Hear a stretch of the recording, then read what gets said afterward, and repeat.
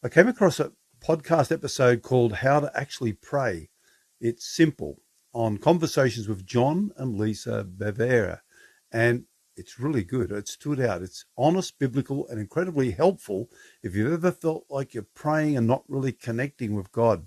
So in this video, I'm going to break down some of their key ideas, explain the language they use, and show you how you can actually change the way you pray day to day. So let's get into it. You know how a lot of Christians do pray, but quietly feel like they're doing it wrong, distracted, guilty, or like they're just talking to the ceiling. This podcast leans right into that. In about half the time of the original episode, we're going to walk through what they shared about moving from performance in prayer to presence with God, and how that can actually look in your real, everyday life. By the end, you'll have a simple way to think about prayer that's biblical, practical, and actually doable, even if you feel stuck or burnt out in your prayer life. 1. The problem: why so many feel disconnected in prayer. They start by naming what many of us feel, but don't always say out loud. A lot of believers pray regularly and still feel disconnected from God, unsure if anything is really happening, or quietly ashamed, thinking, my prayer life just isn't what it should be. They talk about how easy it is for prayer to become a pressure point. I should pray more. I should pray better. A performance. Saying the right words, sounding spiritual, trying to tick the box. And they're not shaming anyone for that. They're saying, this is where so many of us are, and there's a better way. 2. The shift. Prayer as presence, not performance. The big shift they make is this: prayer is not primarily something you perform, it's someone you are present with. They describe performance-based prayer like this: you feel like you're on stage before God. You're trying to impress Him or impress others. You think length, language, or intensity is what makes prayer count. Then they contrast that with presence-based prayer, showing up honestly with God as you are. Being aware that He is already present and already loves you. Letting prayer be real conversation, not a script. They're not saying words don't matter or that structured prayers are wrong. They're saying, underneath any structure, the heart of prayer is relationship, being with the Father, not performing for Him. 3. Surrender and listening, how prayer becomes living. From there, they talk about prayer as something living, not just a moment in your day. 2 key words they keep coming back to are surrender, listening. Surrender, in this context, is simple: coming to God with open hands, laying down the need to control every outcome, saying, your will be done, not just as a line, but as a posture. And then there's listening. They don't mean something mystical for a few spiritual experts. They mean learning to be quiet enough to notice what God is highlighting through His Word, aware of the Spirit's gentle conviction, comfort, or redirection, willing to pause before rushing into decisions. They frame prayer as a two-way relationship. Yes, we speak to God, but we also slow down, pay attention, and let Him speak to us, always in ways that align with Scripture and His character. For people who get nervous with hearing God language, this is important. They aren't adding to Scripture or claiming new revelation. They're calling us to take Scripture seriously and to live sensitively to the Spirit who inspired it. 4. A simple daily framework: reflect, re-enter, rest, receive, respond. Because this can feel a bit abstract, they offer a very practical daily rhythm, a kind of 40-day journey. They walk through a simple framework that can shape a few quiet minutes with God each day. 1. Reflect. Notice honestly where you are. What's going on in me right now? Am I anxious, angry, numb, grateful, distracted? This is about telling the truth, not pretending. 2. Re-enter. Turn your attention back to God. Lord, here I am. I bring this to you.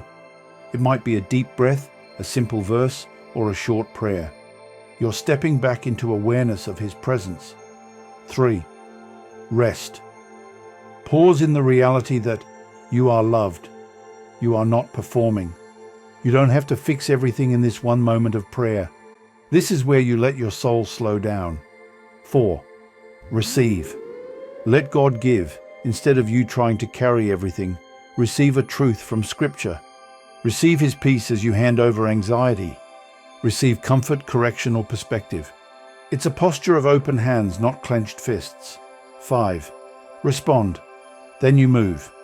Speak honestly to God about what's on your heart. Ask Him for what you need. Obey any small next step He's putting in front of you. They frame this 40-day journey very clearly as a tool, not a rule. It's not, do this and God will finally be pleased with you. It's, here's a simple pattern to help you slow down and actually be present with Him. 1 to 5. Living prayer. Beyond a moment, into a lifestyle. From there, they widen the lens. Prayer is not just what happens in your quiet time. It's meant to overflow into the whole day. They talk about being sensitive to the Spirit. As you go about ordinary life, at work, in conversations, in your decisions, turning small moments into prayer, quick thank yous, silent cries for help, little pauses of gratitude or surrender. This is where that phrase, pray without ceasing, becomes less intimidating and more natural. It's not that you never stop talking. It's that you learn to walk with God through the day, not just visit Him. 6. What this does to anxiety, peace, and inner life. They also share how this kind of prayer begins to touch real issues like anxiety. Instead of prayer being a last resort when everything falls apart, or a guilt-driven chore, it becomes a place where you bring your anxiety, a rhythm where over time God meets you with peace. They're honest. This doesn't mean every time you pray, you instantly feel calm. But the more prayer is lived as relationship, the more you grow a steady confidence in God's nearness and care, even on the days you don't feel much at all. That's where they connect it with childlike faith. Children bring what's real. They don't filter or polish. They trust the heart of the parent more than they understand the details. That's the kind of posture they're urging us toward. Raw, dependent, honest. 7. Prayer, community, and growing together. They don't leave this only in the me and God space. They highlight how we learn this kind of prayer and community. We're encouraged when we hear others pray honestly.